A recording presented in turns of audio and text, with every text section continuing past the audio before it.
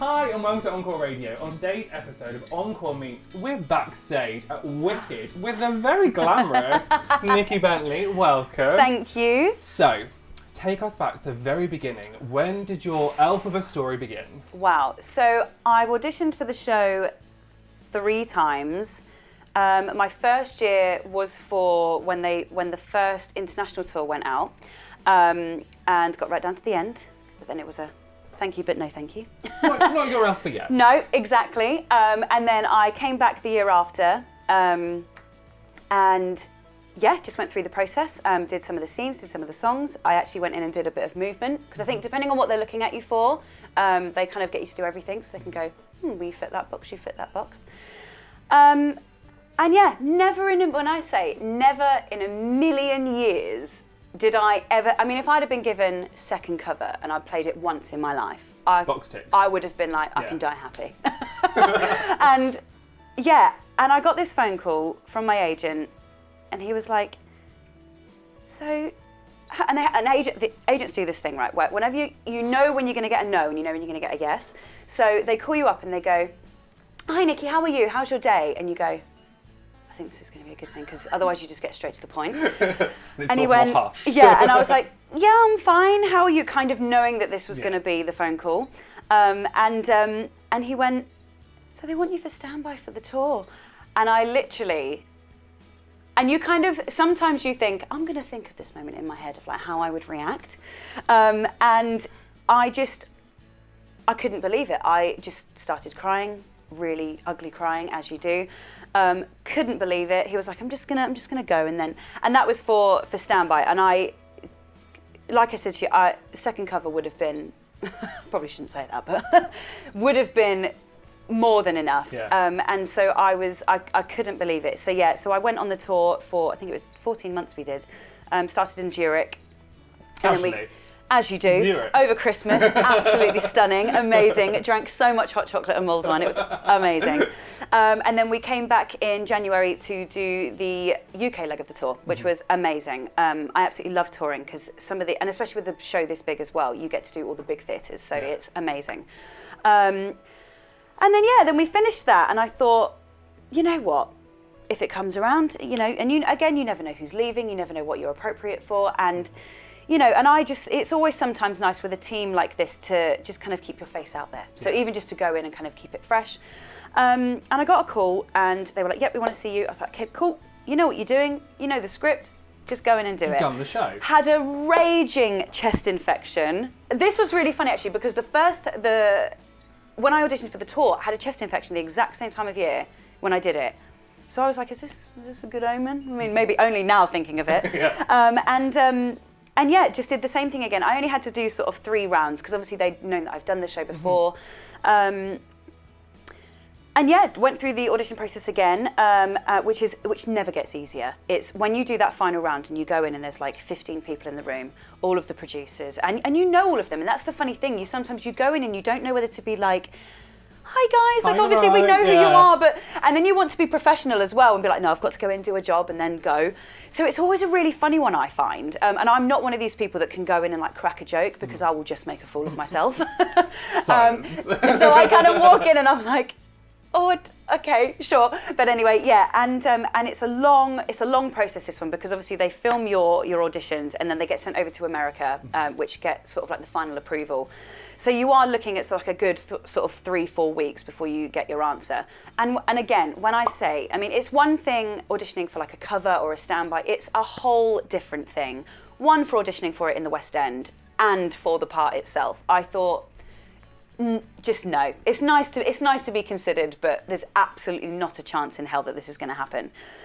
And it was a weird one. So the weeks kind of went on, and I was like, oh, it's just kind of like I need to know my no now, so I can kind of move on with my life, kind of thing. And there was this one day I was sat with my best friend, and the phone rang, and I knew that was going to be the phone call. And I said to him, I was like, look, it's fine. I'm totally comfortable with it being a no. Don't feel uncomfortable. It's fine. Yeah. And with what I was saying earlier, when they sort of call and they go, hi, how are you? My agent, no, straight away, he was like, Nikki, you got the job! And I literally, and again, didn't react at all how I thought I was going to. I just went into complete shock. I went completely silent. My agent started, because my agent had my other agent on speakerphone while she was on the train going up north with her husband. And we all just started crying. I think my best friend's got a photo of me with the ugliest crying face you have ever seen. And I just could not believe it. I still kind of now just still can't believe that I'm sat in this room. No, it is. It's such a surreal thing. And I think with this part, and for me, this was my ultimate dream. So to say that I'm doing it now is such a surreal feeling that you can't quite comprehend that you're doing it. You go on stage and you do it, but you can't. You're like, what? Like, you know, and for me, it's like knowing the people that have sat in this chair and looked in that mirror. I know that sounds really silly, but you kind of go, oh my God, Idina Menzel was sat here doing this, and you know, and it's absolutely, it still blows my mind to this day, and I could not be more grateful for the opportunity. And just that day when I came in and the photos were up outside, and I was like, what is happening? Like, oh my God. But it's absolutely, that was a very long-winded answer I loved it. You'll learn this about me. Nikki Bentley loves a chat. Oh my gosh, yeah. Well, that's so lovely. But I think it was nice for people who have often listened to the Encore Radio podcast, Post Drinks, or other bits and bobs. We've had Alice Byrne, Rachel Tucker, Jacqueline Hughes. I mean, just listing those names and you go, yeah. Nikki Bentley, who? No, but I the fact that all of them, especially Rachel Tucker, was like, it was 4 goes for her to get up there. And it's one of those things, they absolutely know what they're doing, because it's like, I know now if I was offered, even like I said, second cover in my first time auditioning for this show, I was not ready. They know, the team know what they're doing because it is such a physically and mentally demanding part. You know, I could not have been more grateful to have been a standby before taking over, because the people that have done that, I'm like, hats off to you, because that is a tough gig to go straight into the part, because at least then you know what it entails. I mean, again, it's a whole different thing doing it 8 times a week compared to doing it, you know. But just to have that preparation and understanding of the part, it really helped. And going into the rehearsal room again this time round, it was so helpful, because you weren't going and going, what's my line? Like, you know all of that stuff, but you can really revisit it. And for me, it was... Because she's yours. Absolutely. And it was nice to go back with Petra and just to rediscover my Elphaba and not have to worry about, okay, where am I standing? What am I saying? So I absolutely adored the rehearsal process this year, because it was just, and obviously as a standby it's quite hard because you have to spend most of your time sitting watching, so you kind of have to just learn it from watching it. So it was amazing, and it still blows my mind that I'm here right now talking to you about this. And how did it feel, that first moment when you were behind the clock, ready to make your first entrance? That's that moment right there, my first show. There it is. That's a lovely memory. Yeah, that's my little area where I go, if you ever have a day where you're going, oh my God, I don't know if I can do this today, and you go, just remember how far you've come. You know, I got my Nikki's Elphaba 20. It's so yeah. I am that person. I'm for I am that person. But how did it feel that moment where you ran down and you were here in the West End? It was. On that day, I really didn't want to. It's like doing it for the first time. I didn't want to get overwhelmed by the moment, because I think that can happen so easily.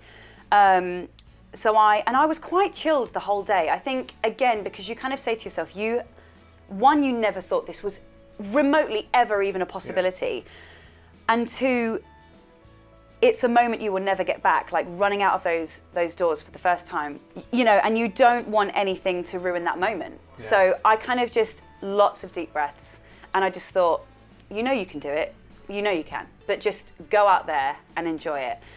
And it's such, and again, there's such a buzz in the West End as well when it's a new cast change. So of course, when you run out, everyone's like, woo! And you're kind of like, I'm trying to stay in character, but this is really overwhelming as well. But no, it was so special. It's a moment you can't describe. It's just, you feel so honoured and privileged to have that opportunity to do that, because it's, you know, this role is so many people's dreams, you know, and it's so that's one thing I always try and say to myself, you know, when you're having a tough day, you know, you kind of go, just remember how lucky you are that you get to do that, because it's on another level, especially for me anyway, personally, because I'm so passionate about the role and always have been ever since the musical came out. So it's, yeah, it was very, very special, very special. And what has Elphaba taught you? Obviously, she is a marathon of a role. Yeah. And she goes through a fantastic character journey. Yeah. What has she taught you as an actress? So for me, she has taught me that I am a lot stronger than I give myself credit for. I am a massive, massive perfectionist, and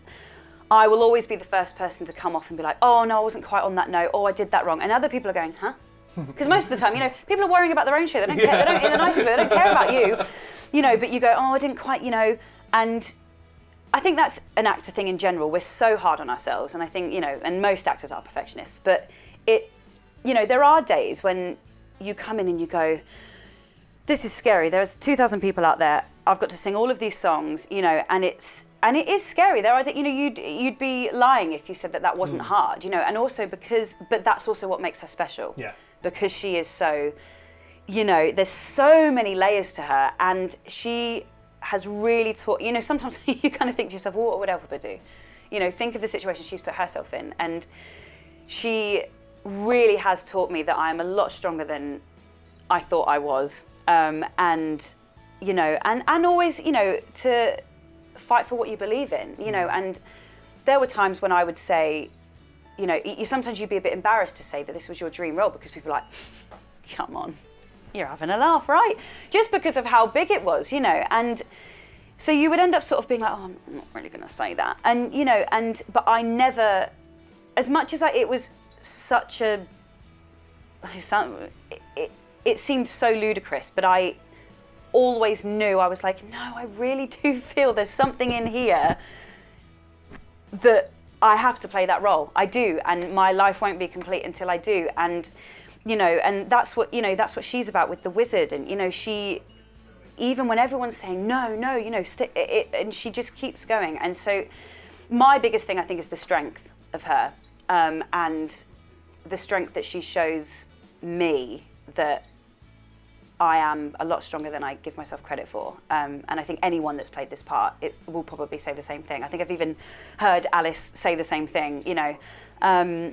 So yeah, I think it's the inner strength.